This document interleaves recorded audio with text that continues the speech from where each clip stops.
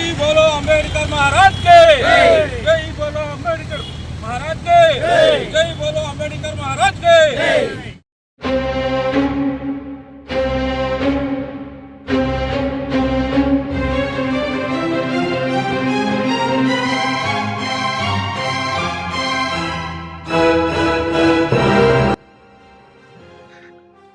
ಸಮಾನತೆಯ ಶಿಲ್ಪಿ, ಸಂವಿಧಾನದ ಮಹಾನ್ ರೂಪಶಿಲ್ಪಿ, ನವಭಾರತದ ದೃಷ್ಟಿವಂತ ನಿರ್ಮಾತೃ ಹಾಗೂ ದೇಶದ ಮೊದಲ ಕಾನೂನು ಸಚಿವ ಡಾಕ್ಟರ್ ಬಿ.ಆರ್. ಅಂಬೇಡ್ಕರ್ ಅವರ ಜಯಂತಿಯನ್ನು ಪಾವಗಡ ಪಟ್ಟಣದಲ್ಲಿ ಭಕ್ತಿ ಭಾವದಿಂದ ಆಚರಿಸಲಾಯಿತು. ತಾಲೂಕಿನ ವಿವಿಧ ದಲಿತ ಸಂಘಟನೆಗಳ ಮುಖಂಡರುಗಳ ನೇತೃತ್ವದಲ್ಲಿ ನಡೆದ ಈ ಕಾರ್ಯಕ್ರಮದಲ್ಲಿ ಪಾವಗಡ ಪಟ್ಟಣದ ಟೋಲ್ಗೇಟ್ ಬಳಿ ಇರುವಂತಹ ಅಂಬೇಡ್ಕರ್ ಅವರ ಪ್ರತಿಮೆಗೆ ಪುಷ್ಪ ನಮನ ಸಲ್ಲಿಸಲಾಯಿತು. ಬಳಿಕ ಮುಖಂಡರುಗಳು ಅವರ ಅಪಾರ ಸೇವೆಗಳನ್ನು ಸ್ಮರಿಸಿ ಕೃತಜ್ಞತೆ ಸಲ್ಲಿಸಿದರು. ಈ ವೇಳೆ ಮಾತನಾಡಿದ ಮಾಜಿ ಶಾಸಕ ಕೆ.ಎಂ. ತಿಮ್ಮರಾಯಪ್ಪ ಅವರು, ಅಂಬೇಡ್ಕರ್ ಅವರು ಭಾರತೀಯ ಸಮಾಜಕ್ಕೆ ದಾರಿದೀಪವಾದ ಅಪೂರ್ವ ನಾಯಕರು. ಅಸ್ಪೃಶ್ಯತೆ, ಅಸಮಾನತೆ ಹಾಗೂ ಅನ್ಯಾಯದ ವಿರುದ್ಧ ಅಚಲ ಹೋರಾಟ ನಡೆಸಿದ ಮಹಾನ್ ಧೀಮಂತ ನಾಯಕ. ಅವರು ಸದಾ ನಮಗೆ ಪ್ರೇರಣೆ ಎಂದು ತಿಳಿಸಿದರು. ಇನ್ನು ಇದೇ ವೇಳೆ ಡಿಜೆಎಸ್ ನಾರಾಯಣಪ್ಪ ಅವರು ಮಾತನಾಡಿ, ಸಂವಿಧಾನ ಹಿಡಿದು ಮಾತನಾಡ್ತೇವೆ ಹೊರತು ಅವರ ತತ್ವಾದರ್ಶಗಳನ್ನು ಜೀವನದಲ್ಲಿ ಅಳವಡಿಸಿಕೊಳ್ಳುವುದಿಲ್ಲ ಎನ್ನುವುದು ದುರಂತ. ಇನ್ನು ಒಳ ಮೀಸಲಾತಿ ವಿಚಾರದಲ್ಲೂ ಸರ್ಕಾರ ನಿರ್ಲಕ್ಷ್ಯ ತೋರಿಸುತ್ತಿದೆ ಎಂದು ಆಕ್ಷೇಪ ವ್ಯಕ್ತಪಡಿಸಿದರು.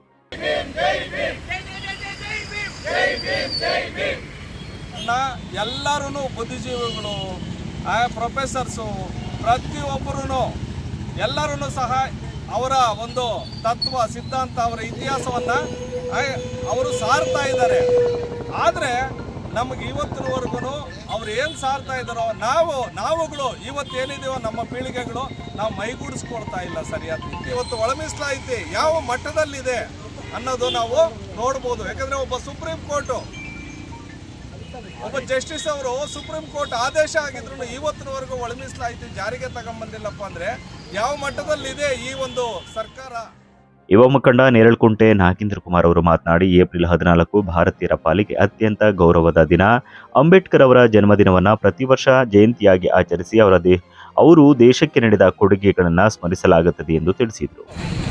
ಏನು ಕಾಂಗ್ರೆಸ್ ಸರ್ಕಾರ ಡಾಕ್ಟರ್ ಬಿ.ಆರ್. ಅಂಬೇಡ್ಕರ್ ಅವರಿಗೆ ಅವರು ಬದುಕಿದ್ದಾಗಲೂ ಮೋಸ ಮಾಡಿತು.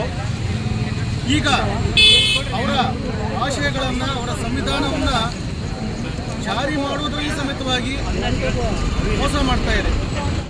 ಇನ್ನು ಈ ಸಂದರ್ಭದಲ್ಲಿ ಮಾದರ್ ಮಹಾಸಭಾದ ದಿನದರ್ಶಿಕೆಯನ್ನು ಬಿಡುಗಡೆಗೊಳಿಸಲಾಯಿತು. ಕಾರ್ಯಕ್ರಮದಲ್ಲಿ ಪಾವಗಡ ತಾಲೂಕಿನ ವಿವಿಧ ದಲಿತ ಸಂಘಟನೆಗಳ ಮುಖಂಡರುಗಳು ಹಾಗೆ ಕಾರ್ಯಕರ್ತರು ಉಪಸ್ಥಿತರಿದ್ದು ಜಯಂತಿಯನ್ನು ಯಶಸ್ವಿಗೊಳಿಸಿದರು.